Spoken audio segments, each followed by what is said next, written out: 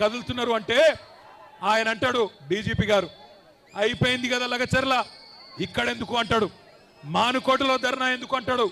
ఒక్క మానుకోటలోనే కాదు రేవంత్ రెడ్డి, ఈ రాష్ట్రంలో అవసరమైతే ఎక్కడెక్కడ బీద వాళ్ళు ఉన్నారో, ఎక్కడెక్కడ గిరిజన రైతులు ఉన్నారో, ఎక్కడెక్కడ మా దళిత అన్నదమ్ములు ఉన్నారో, ఎక్కడెక్కడ బలహీన వర్గాల అన్నదమ్ములు ఉన్నారో మొత్తం 119 నియోజకవర్గాల్లో అవసరమైతే ఆ కొడంగల్ బక్కజిక్కిన రైతుల కోసం తప్పకుండా బీఆర్ఎస్ పార్టీ ధర్నా చేస్తుంది, కదం దొక్కుతుంది, కదులుతుంది. నీ ప్రభుత్వాన్ని కూకటి వేళ్లతో పెగిలించేదాకా వదిలిపెట్టమనే మాట కూడా విజ్ఞప్తి చేస్తా ఉన్నా. ఇంకొక మాట నేను అడుగుతా ఉన్నా, మిమ్మల్ని ఆలోచించమని కోరుతున్నా. ఎవని కోసం?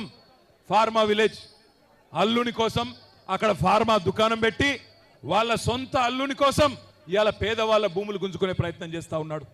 ఈ ముఖ్యమంత్రి పేదోళ్ళ కోసం పనిచేస్తలేడు. అదాని కోసం, అల్లుని కోసం, అన్నగాని కోసం, తమ్ముడి కోసం, వాళ్ళ కోసం తప్ప రాష్ట్రంలో రైతుల కోసం కానీ పేదవాళ్ళ కోసం కానీ ఈ ముఖ్యమంత్రి పనిచేస్తలేడు. ఒక్కసారి ఆలోచించండి. ఇంకో 10 రోజులైతే సంవత్సరం నిండుతుంది రేవంత్ రెడ్డి ప్రభుత్వం కూర్చొని. ఏం చెప్పిండు అన్నాడు? యాదకుండాల మీ అందరికీ మహబాద్కి వచ్చి ఇవాళ ఇక్కడున్న ఎమ్మెల్యే, డోర్నకల్ ఎమ్మెల్యే, అదేవిధంగా మహబాద్ జిల్లాలోని ఇల్లెందు ఎమ్మెల్యే సమాధానం చెప్పాలా. మీరే కదా ఇంటింటికి వచ్చింది, మీరే కదా గల్లీ గల్లీ తిరిగింది, 6 గ్యారంటీలు అన్నారు, 100 రోజుల్లో అమలు చేస్తామన్నారు, పేదవాళ్ళకు అండగా నిలబడతామన్నారు. ఏ ఒక్క హామీ అని అమలు అయిందా ఒక్కసారి చెప్పవలసిందిగా కోరుతా ఉన్నా.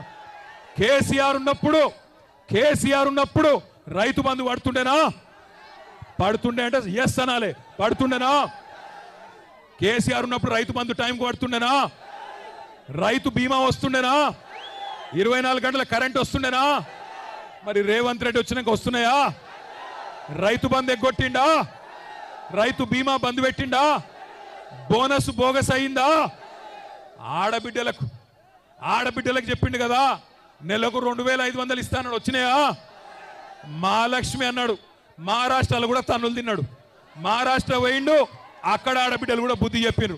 వీడు పచ్చి లంగా తెలంగాణలో ఆడబిడ్డలను మోసం చేసిండు, మమ్మల మోసం చేసేందుకు వచ్చిండని చెప్పి మహారాష్ట్రలో ఉన్న ఆడబిడ్డలు చైతన్యం ప్రదర్శించిండ్రు, కాంగ్రెస్ పార్టీని తన్ని ఎలగొట్టిండ్రు. నేను మిమ్మల్ని కోరేది ఒకటే, మానుకోటలో ఇక్కడికి వస్తుంటే కొంతమంది ఎమ్మెల్యేలు వాళ్ళు కూడా గిరిజన బిడ్డలే. కొంతమంది ఎమ్మెల్యేలు అంటున్నారు రాళ్లతో కొడతారట, నేను వస్తే రాళ్లతో కొడతారట. నేను అడుగుతున్నా, ఇక్కడ ఉన్న ఎస్పీ గారిని, రాష్ట్రంలో ఉన్న డీజీపీని అడుగుతున్నా, అధికార కాంగ్రెస్ పార్టీ ఎమ్మెల్యేలు రాళ్లతోని కొడతామంటే మీరేం చేస్తున్నారు నేను అడుగుతా ఉన్నా. కేసులు మా మీద మాత్రమే పెడతారా? కాంగ్రెస్ వాళ్ళ మీద కేసులు ఉన్నాయా? కాంగ్రెస్ ఎమ్మెల్యేలు రాళ్లతోని కొడతామంటే, కాంగ్రెస్ మాజీ ఎమ్మెల్యేలు పెట్రోల్ పోసి తగలబెడతామంటే భయపడతాం అనుకుంటున్నారా? ఇది కేసీఆర్ తయారు చేసిన బృందం, కేసీఆర్ దళం. భయపడం. రాళ్లతోని మానుకోట సాక్షిగా చెప్తున్నా, మానుకోట రాళ్ల మహత్యమేందో తెలంగాణను అడ్డుకున్న ప్రతి ఒక్కడికి తెలుసు. మానుకోటలో 14 ఏళ్ల కిందటనే నిప్పు పుట్టింది, తర్వాత తెలంగాణ వచ్చింది. ఇవాళ మీరు వద్దంటే కోర్టుకు పోయినాం, మీరు పర్మిషన్ ఇయ్య అంటే కోర్టుకు పోయి కోర్టుకెళ్ళి పర్మిషన్ తెచ్చుకున్నాం.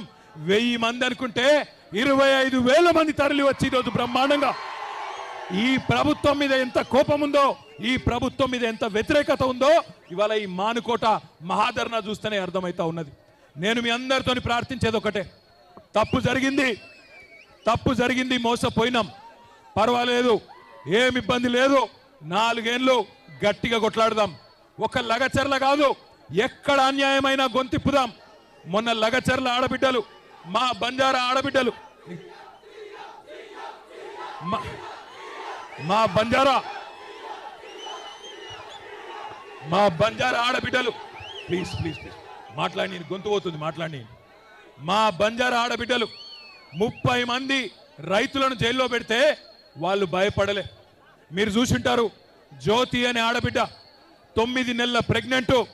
ఆమెను మేము అన్నాం, వద్దులే అమ్మా, నువ్వు ఉండు, ఢిల్లీ దాకా ఎందుకు ఉండు తల్లి అంటే, లేదన్నా నేను బంజారా బిడ్డను కొట్లాడతా, తప్పకుండా రేవంత్ రెడ్డి భరతం పడతా అని చెప్పి ఢిల్లీ దాకా వచ్చింది.